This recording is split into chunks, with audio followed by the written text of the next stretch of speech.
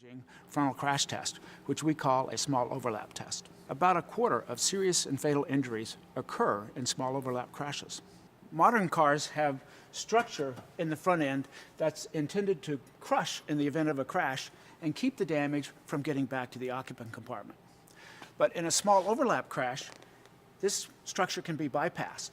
And in that case, the damage can often extend well into the occupant compartment unless the automaker has designed to prevent that. One of the top performers in our new test was this 2013 Honda Accord four-door. As you can see, the occupant compartment held up reasonably well without major intrusion. As a result, the steering wheel stayed in position, and that meant that the driver airbag was in position to protect the driver's head and chest in the crash.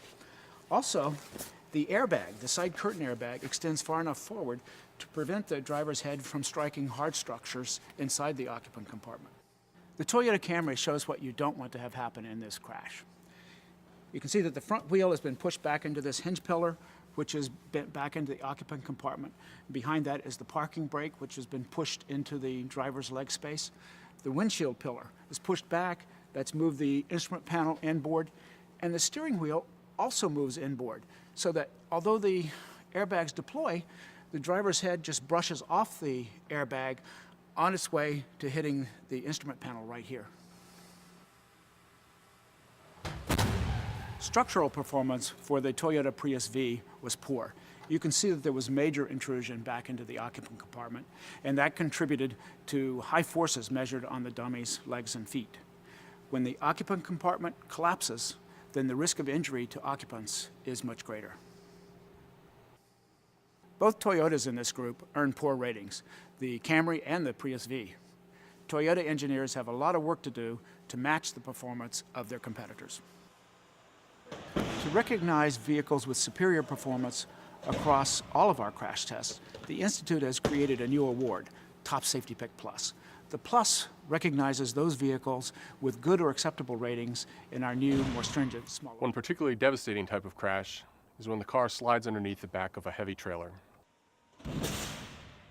The Institute tested trailers to see how well their guards prevented underride in a 35-mile-an-hour crash to the back. There were trailers from 8 different manufacturers who together make up 80% of the heavy truck trailer market.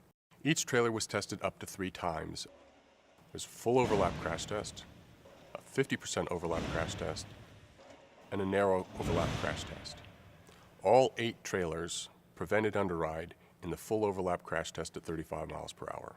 All but one prevented underride in the 50% overlap condition, and only one managed to prevent underride in all 3 test conditions. The federal government requires that heavy truck trailers be equipped with underride guards that are intended to keep cars from sliding underneath when they crash into the rear. The problem is that when guards are only designed to minimally meet that standard, they're not strong enough to keep that from happening in crashes, even at speeds as low as 35 miles per hour. Modern cars have a crush zone at the front that's designed to collapse in a way that minimizes the risk of injury to occupants inside. But that only works in a crash with a trailer if the trailer's underride guard stays in place, as it has here. In an earlier test conducted in 2010, the weakest guard was on the back of a trailer manufactured by Hyundai. We crashed this Chevrolet Malibu into the center of the guard at 35 miles per hour, and the guard was just pushed out of the way because the bolts holding it to the trailer broke. Had people been riding inside, they would have been killed. The redesigned Hyundai guard worked much better. In the same 35-mile-an-hour crash, it held up, allowing the built-in crash protection of the Chevrolet Malibu to do its job. People riding inside would have been able to walk away without any serious injuries. Only one trailer prevented underride in all 3 of our tests, including the narrow overlap. That trailer was manufactured by Manic, who sell Trailmobile brand in the United States.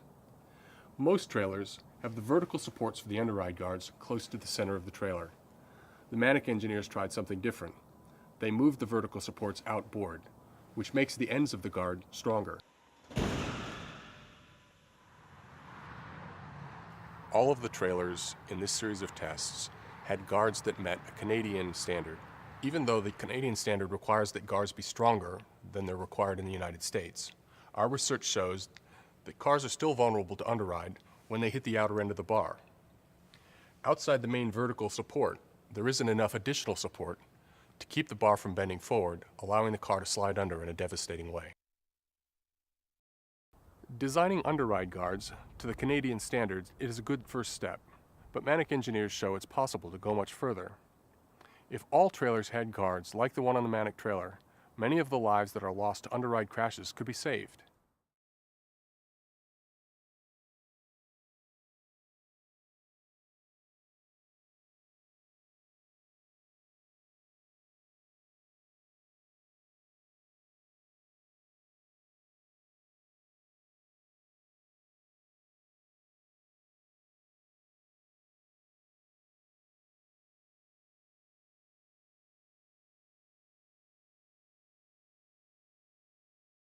The car is obviously at a disadvantage.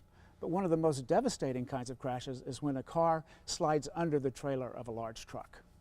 Our new research shows that many of the injuries and deaths that occur in these kinds of crashes could be prevented with stronger underride guards. We've studied how underride guards are performing in real-world crashes and discovered that many are failing catastrophically. The guard bends, or it may break away from the trailer, allowing a vehicle to slide under it. Our crash tests demonstrate how easily some guards fail at relatively low speeds. The federal government requires that the backs of semi-truck trailers have underride guards to prevent vehicles from sliding underneath them in the event of a crash. Our crash tests show, though, that the standard is not as strong as it could be and as strong as it should be to prevent this kind of underride. Cars' front end structures are designed to crush in a way to minimize injuries to occupants in serious frontal crashes. But when you crash into the back of a large truck, that protection only works if the truck's underride guard stays in place. The Chevrolet Malibu is a top safety pick. And this is a Malibu after a 40-mile-per-hour crash with another car. The front end structure has absorbed the crash energy from that, and you can see there's lots of survival space in the occupant compartment. This is a Malibu after it struck the rear end of a trailer with a weak underride guard at only 35 miles an hour. This front structure never got a chance to do its work.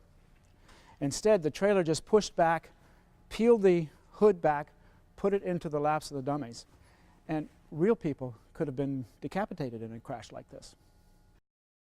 The Wabash trailer had the strongest underride guard in this series. Its guard meets a tougher Canadian standard. This Wabash trailer prevented underride when the Malibu struck it in the center, where the guard is stronger. But it was a very different story when the Malibu crashed into only the outer end of the guard.